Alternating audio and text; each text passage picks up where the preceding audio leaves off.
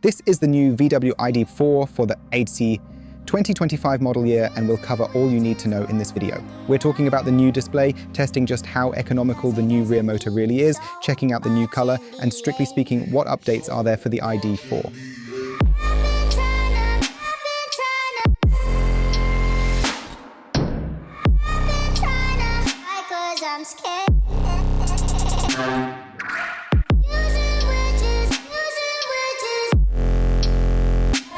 Cause it doesn't mean so much in the end.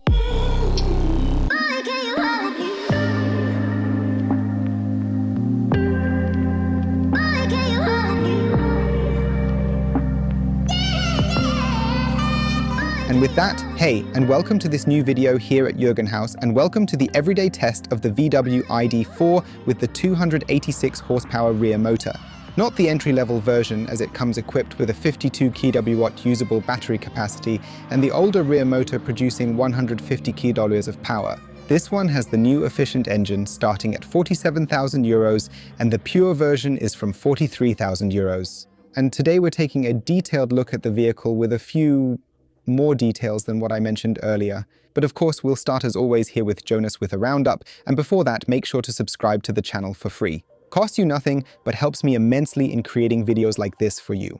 The ID.4 starts in the pure variant from 40,335 euros. However, for an additional 6,000 euros, you can get the Pro variant seen here, which includes 77 kilowatt hours of usable battery capacity and a substantial 286 horsepower rear motor. The car comes with the new battery. Azure Blue, this is now the new standard color option. Previously, it used to be the yellow shade, which has now been replaced by this. The optional color choices include red, gray, white, or black, and you can also opt for a deeper blue shade if that better suits your style. And also this Moonstone Grey, which is typically known from the VW models, is available here in the vehicle. I think VW could be bolder with these vibrant colors. They really suit the cars. The towing capacity still stands at a maximum of 1 ton. That's with the brakes applied at 12% incline. And as I mentioned earlier, this is all optional. The trunk, offering a capacity of 440 litres, is quite adequate, featuring a foldable middle pass-through, as well as a practical 40-60 split in the rear seat folding. You can certainly lower it. This is common knowledge.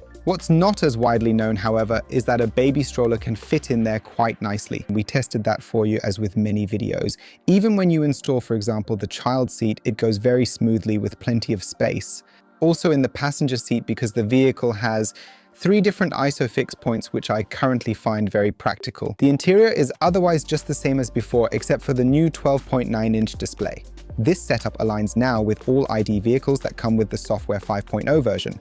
When you receive it delivered, it will have the LED lighting elements installed, as well as the newly redesigned driver information display. What's new in this section? The gear selector lever has moved downwards, and this is now recognized as the new control unit. The steering wheel still has the touch elements, but with a new logic, which I find significantly better, and overall the interior of the ID.4 has always been high quality. I really like it for its spacious and airy look, along with some clever, thoughtful details such as the small card holder conveniently located in front of the cup holders. The seats here in the optional top sport seats truly make an impression, providing exceptional side support, a relaxing lumbar massage, and optionally also the convenience of electric adjustments. Even in the second row, it really has it all, including the glass panorama roof. Optionally lends the interior quite a nice and unique character. You can conveniently close the blind, and there's a flat floor below, along with a feature-rich optional third climate zone. The acoustic quality is reasonable thanks to the Harman Kardon sound system. You get a nice spatial sound which complements the overall picture.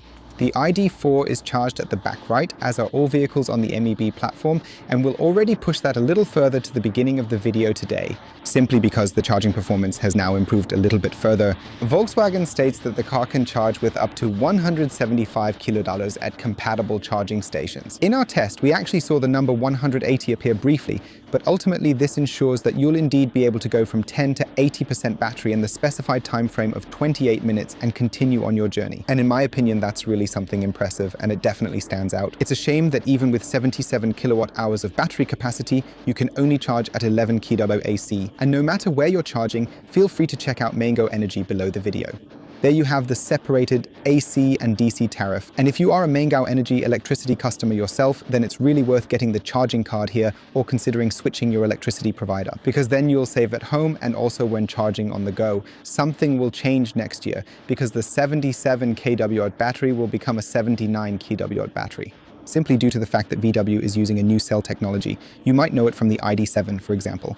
There's an option available with either 86 or 79 kilowatt hours, and soon there will be an additional 2 kilowatt hours in this vehicle right here. The charging performance isn't going to change any further. Now let's move on to the driving experience, and we'll begin our journey in the city. The vehicle is remarkably efficient. That's definitely something that needs to be highlighted, particularly when you consider the impressive size and sleek shape of the car. It's definitely not a limousine that you can simply compare to a Tesla Model 3, but a lot of exciting changes have truly come about due to the rear motor. It's not new or very surprising at all. We've already shown you, talked about with several MEB platform vehicles that are now fitted with this innovative rear engine inside them. But if you're interested in the ID.4 here, then this might be interesting, because instead of previously having 204 horsepower, we now have 286 horsepower. At the same time, the engine has become significantly more economical, which means you can realistically drive the car in the city with 13 to 15 kilowatt hours. And that suggests, conversely, that the WLTP figure of well over 540 kilometers does appear to be quite realistic. When you are mostly driving in urban areas or occasionally in rural ones. There is one new feature though: Volkswagen has adjusted the driving sound. In comfort, it goes like this. And now there's a new shift towards sports differentiation. And on the country road, the enhanced torque of now more than 540 Newton meters ensures that you can easily zip through the curves quite well, and you don't even necessarily require the GTX version to achieve that experience. To really experience this electric punch to a certain degree, historically a consistent point of criticism with Volkswagen has been that their cars haven't been renowned for being either sporty or particularly zippy. I always said you don't need them. It's a VW. But being convinced otherwise now, I find that really cool. Like we already showed you with the GTX models in the form of the ID.5 GTX, and we also recently drove the ID.4 GTX. But I always find it exciting to drive with a rear engine. It definitely makes it more thrilling to be economical and extremely efficient on the road. And situations like here, for example, cyclists that you just want to overtake quickly, blink briefly, press the pedal and accelerate out, all without having to be in sport mode. That's really quite cool because now you've got the mode switch up here. There are the well-known 4 different driving modes available and also the individual mode. In individual mode, you can then also adjust how you prefer to regulate the DCC, for instance, according to your personal driving preferences. The vehicle is optionally available with the adaptive suspension system. Keep in mind that this isn't an air suspension, but that's controlled just by the dampers, but it has a certain range of play, which ensures that the car isn't the same in every single situation, allowing the chassis to dynamically adapt to the road. This adaptability makes it a bit sportier and more responsive in curves. That's even better in an ID.7 with the new DCC, but I already find it really quite alright here, and it's just fun to be on the road with the car. Plus, it's not just the car that's been adjusted, but also finally the software and hardware.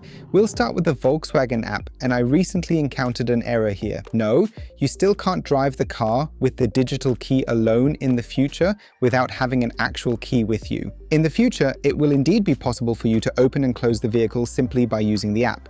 And there's also the new Park Assist, where you can park the vehicle using just the phone app and the key in your pocket. You can have it park out for you. What I always like is that Volkswagen also offers a widget. That means you can place short information directly onto the home screen, and you also have the option to plan the route directly on your smartphone or in the car, or even send it conveniently from the smartphone to the car. The car itself has a good route planning system, which is extremely fast. I'm deliberately showing you this in real time, and it's also very, very reliable. Additionally, you'll receive updated charging stops regularly, and you have the flexibility to adjust how much state of charge you want to have upon reaching your destination or when you're at the charging station. And in my opinion, this is currently the best in its price range. The software on the new screen is now significantly smoother and much more logical.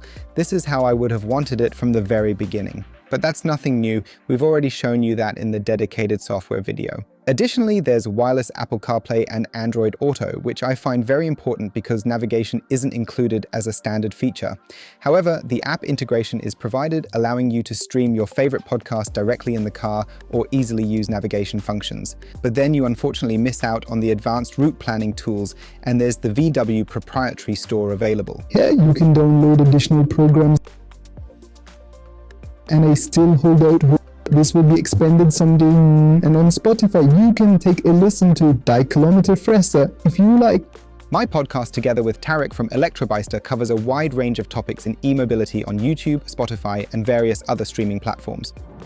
Now let's find a suitable transition from the topic of podcasts to the topic of highways. Absolutely, I personally tend to listen to a large number of podcasts during long highway trips, and now you have the opportunity to do so as well. On the highway, the ID.4 performs really well, no matter how fast you're going, and that's usually around 180 kilometers per hour now, as soon as you have the new rear motor or 183. Then ultimately, according to the speedometer, you will rarely see consumption values exceeding 30 kilowatt hours. Previously, you could see them more easily, even just at 160 thanks to the rear engine was not so efficient, and this will continue to be the case with the pure variant. In this case, it's clearly much better, indicating that the engine is now even more efficient, especially at the top. If you drive there at a constant speed of 130 kilometers per hour in everyday life, then you'll have consumption values between 20.5 and 21.5 kilowatt hours per 100 kilometers with normal driving habits. So not constantly at a steady 130 kilometers per hour, but you're navigating on the highway,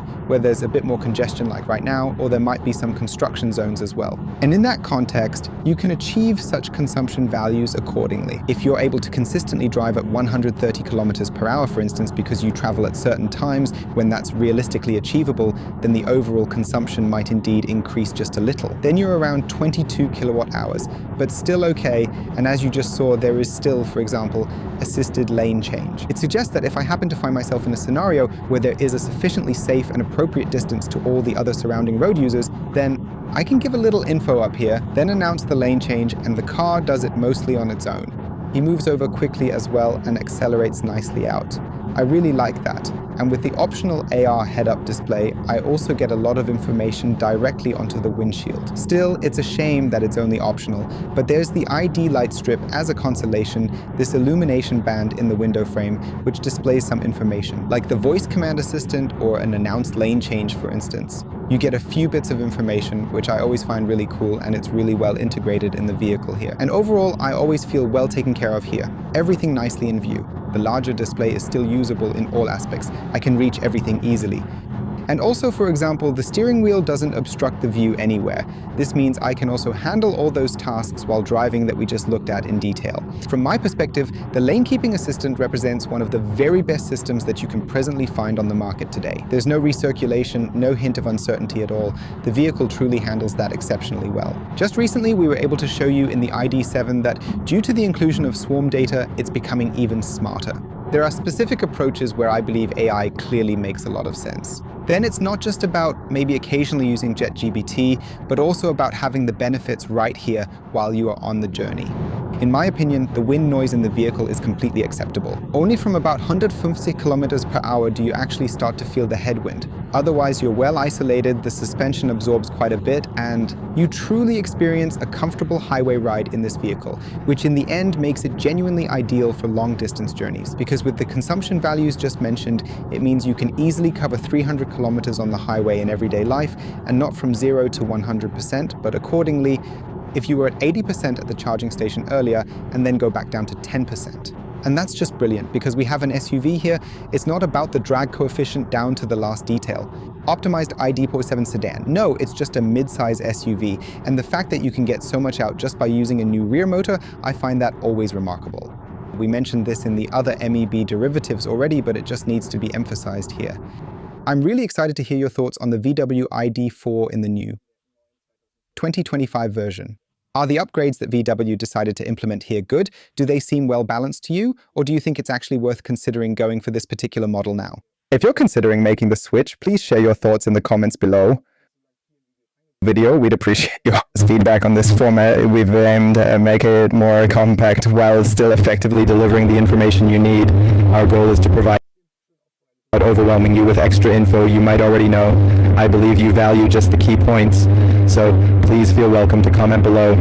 Also, as mentioned earlier, the test we up here. Thanks for your continued support and engagement. The VW ID.5 GTX, which is more about the software, and down here you can see the ID.7 as we tried to go as far as possible with it.